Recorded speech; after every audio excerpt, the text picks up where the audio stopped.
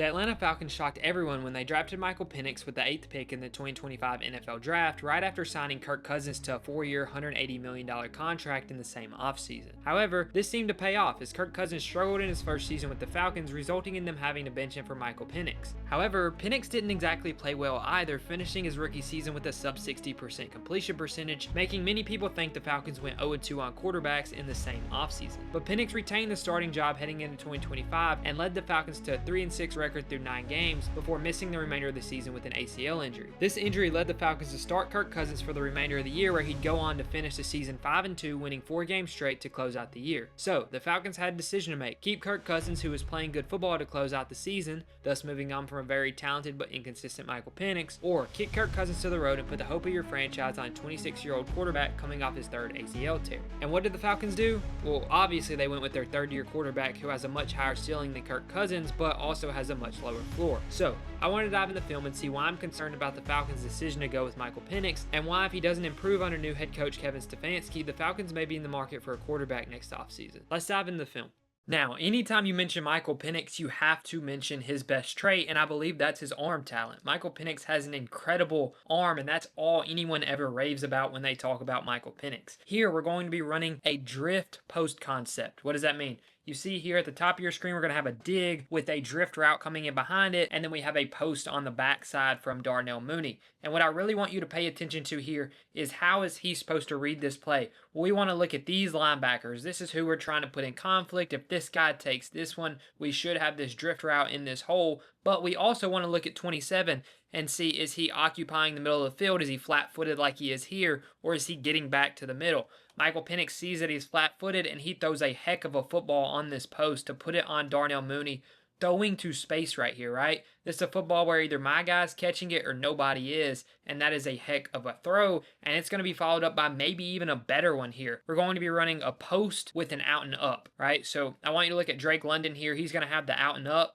kind of beats Marshawn Lattimore, who gets his eyes back, gets grabbed right here, and look at this football by Michael Penix. Right, you get the PI call here, but I'm not really worried about that. Look, we're throwing this from our 20, right from the middle of the field, all the way to the sideline, all the way to just about the 25-yard line. So we just threw this ball 55 yards in the air, put it in the bucket on the sideline, and if you add those yards up, you get another 10 or 15. So you're really just looking at a throw right here that went about 60-plus yards in the air, and he put it in the bucket downfield, and that's exceptional arm talent right there by Michael Penix. Here, we're going to motion the receiver across the formation, and we're going to have a switch curl flat concept. And what do I want to talk about with this? Once again, the arm talent. I mean, to put this football in this window is some insane confidence in your arm. You'd love for him to just hit the flat right here, take the easy completion, but he trusts that arm, and he's able to fit it in there, puts it low where only his guy can get it. That's a great football. Right, but I want you to pay attention to something, because this is going to pop up later on in the video. He's really, really good when he knows exactly where he's going with the football post-snap and gets rid of it to that guy, because his arm talent is that good. That's going to be a consistent theme with him. When he's on time and in rhythm and he knows exactly where he's going with the football, you would call him a borderline elite quarterback because of that arm talent. But there are going to be plays later on where that doesn't happen. Here, one read, get it to this curl, right, where we're kind of opening up away from the defender. We've got to put this ball on him in rhythm at the top of his route, and that's exactly what we do right here, and that's a great job beating match coverage right there. Same thing here. You're going to be on time and in rhythm at the top of your screen right here on the curl flat concept, right? We're trying to pick on this flat defender out here far enough out wide where these hook defenders can't do anything about it, underneath the safety, and he throws a heck of a football on time and in rhythm. Right here, we're going to have a bench concept right after we motion Drake London across the screen. This is what a bench concept looks like. You have the out and the corner, and you're just reading the flat defender right here. He does that perfectly, puts the ball on his man. Great velocity there to not let the corner play both guys right here. Great job right there by Michael Penix. Here we're going to have a spacing type concept, but it's going to be deeper down the field, and once again, we're going to throw the curl. Watch his eyes lock on his guy the whole time. Gets the football out, puts a great ball on him on time once again. And then you're going to see here, he recognizes pre-snap that we have a cover 2 look, except the safeties are really, really wide, which tells him we probably got some type of Tampa 2, so he has to be on time to the seam that he's going to have right here to Drake London, and that's exactly what he does. Puts it right in between the defenders, low where only his guy can get it. Here you're going to see a cover 4 beater, right? We're going with the post, and then we're going with the curl and go or curl and fade to the sideline. Puts great touch on this football. And overall, right now, so far, you would look at Michael Penix and you would say, that's an elite quarterback, right? He's able to put touch on the football, has an exceptional arm, is great in quick game, really, really good when he knows where he's going with the football post-snap. And you're going to see another example of that right here, where we're just throwing the out with great timing, great anticipation. We have the arm to ultimately put it on Drake London right here underneath the zone. Right here, we're going to have incredible anticipation for Michael Penix because he understands the defense that he's getting. Looks to be cover 3 right here, so he knows he has to window shop when he motions over. We go to play action, and we have this kind of bend type route that we had on the seam a second ago, and we have to hit it inside of this window right here, and that's exactly what Michael Penix does, and that's an incredible football where he can throw with great anticipation. But once again, every play, check the eyes. We're getting right over there after we look the safety off, and we're putting the football on him. We know where we're going pre-snap. Now we're going to talk about the negative aspects of Michael Penix, and this is why I think the Falcons really have a problem. Because you saw the guy we've seen the entire rest of the video where you're saying he's uber talented, like one of the most impressive players when we're talking about arm strength, being on time, being in rhythm when he knows where he's going with the football pre-snap. And he executes it post-snap nearly every time. But we're going to see some examples right here where he just really doesn't do that well. Here we're going to be running a pick drag concept out of a motion into a bunch right here because we understand exactly what the Vikings want to do with us on defense. We've got a 3rd and 5 right here. Take your drag over the middle, take the easy completion, pick up the first down, and then we have 4 downs inside the 5-yard line to potentially pick up a touchdown. Michael Penix is going to stare at the corner route that was supposed to be a pick, gets out of the pocket, makes a pretty decent throw to Darnell Mooney, once again keeping us pretty safe with this football, understanding it's 3rd down, we have a field goal, we don't want to put the ball in harm's way.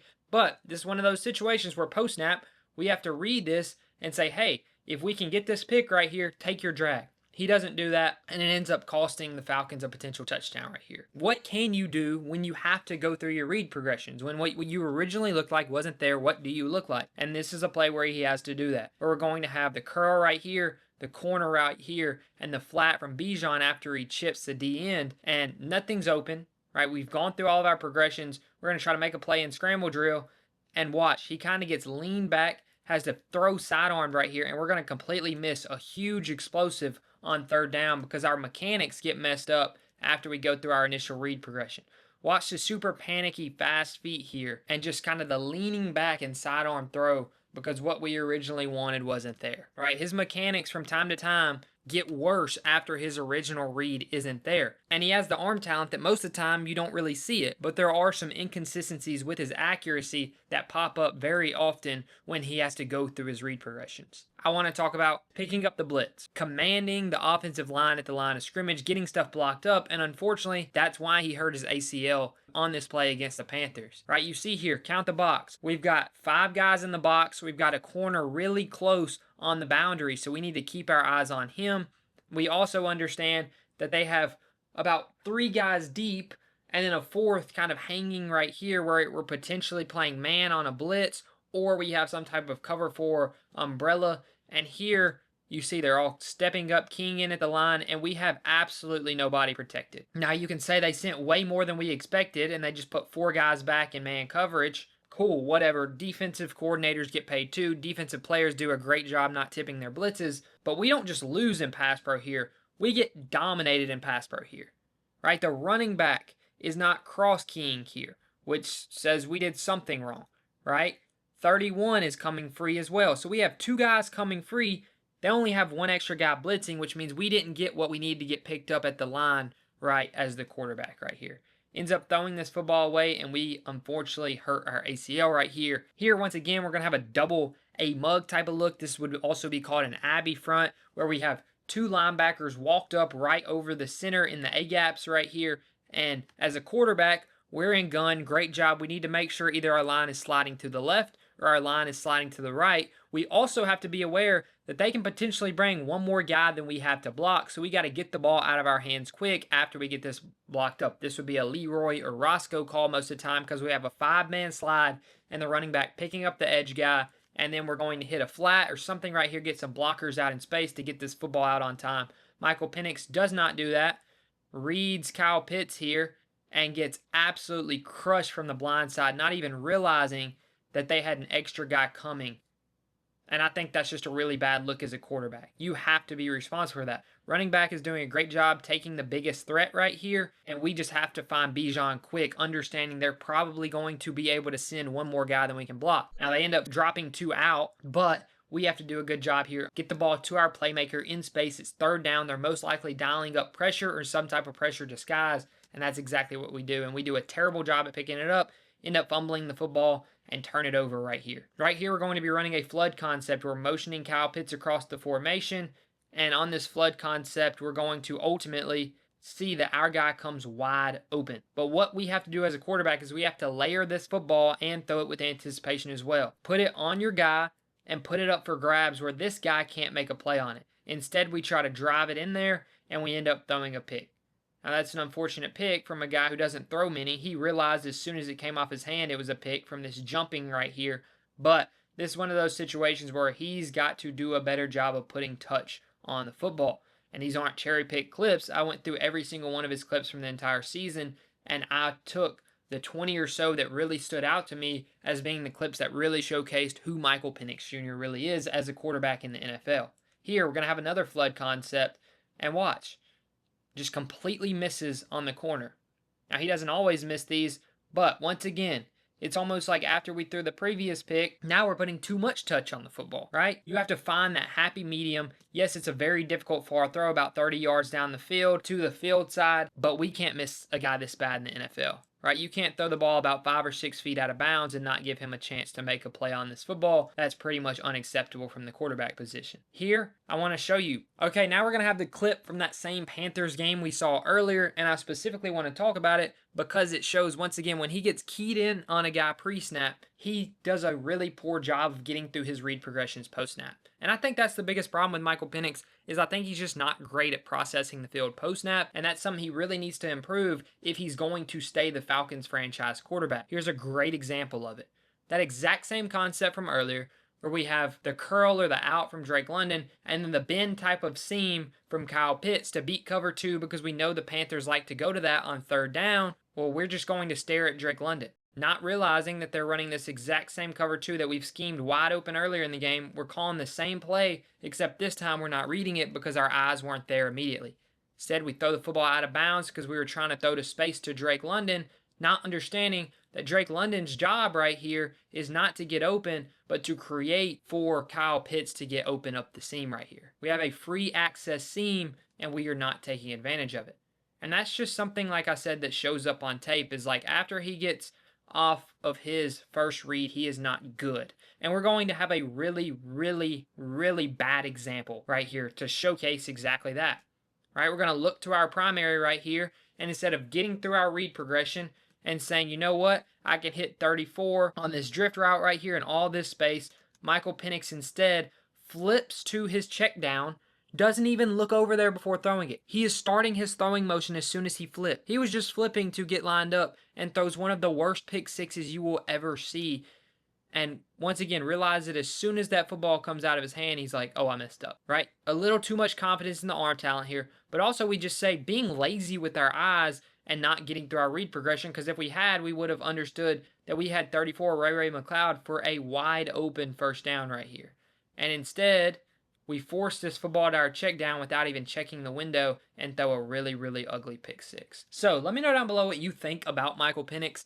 I honestly believe he's really put the Falcons in a situation where it's really, really difficult on them as a front office and as a coaching staff. Super, super talented in terms of arm strength, what he can do when he's in rhythm and on time, but he's also a poor post-snap processor from all the film that I've seen, and he also has slight inconsistencies in terms of his accuracy from time to time. And I think that's the dilemma that you really face with him. And they chose the high ceiling over the higher floor in Kirk Cousins. And we just have to see how that's going to play out this season in the NFL and ultimately for the future of the Falcons as a franchise. But I'm very concerned with what I saw on tape from Michael Penix. I think he has to get better at understanding protections so that he can limit injuries. I think he has to just become more consistent in terms of his accuracy. And I really, really, really think he needs to improve his post-snap processing. He's decent pre-snap, and when he knows where he's got to go with the football, he does a great job of that. But post-snap, get off of your read if it's not open. And do it quick enough to hit the other routes that are schemed up to get open in the read progression. So thanks for watching. Once again, let me know down below what you think, and see ya.